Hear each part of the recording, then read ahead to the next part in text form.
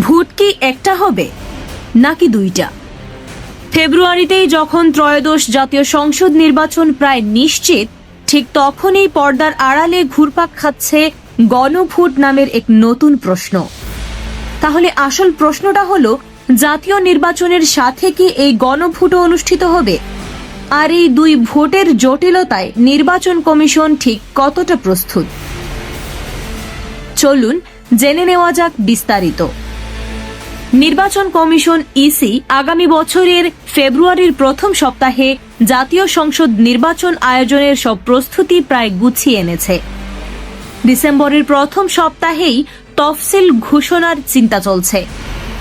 প্রায় 12,76,00,000 ভোটার, 42,000-এর বেশি ভোট কেন্দ্র আর প্রবাসী বাংলাদেশিদের জন্য পোস্টাল বেল্টের মতো নতুন সব আয়োজন নিয়ে ইসি যখন পুরোদমে প্রস্তুত, ঠিক তখনই আলোচনার কেন্দ্রে চলে এসেছে গণভোটের বিষয়টি।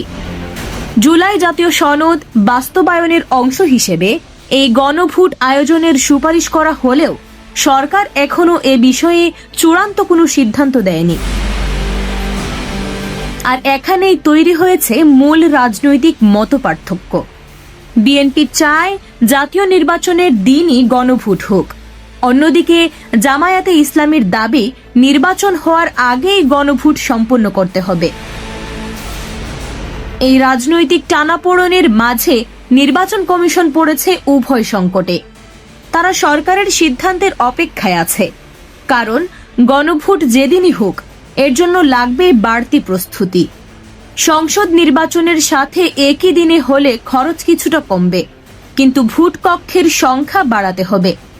লাগবে অতিরিক্ত ব্যালট বাক্স এবং কয়েক হাজার বাড়তি লোকবল। আর যদি আলাদাভাবে হয় তাহলে খরচ ও আয়োজন দুটোই বাড়বে বহুগুণে।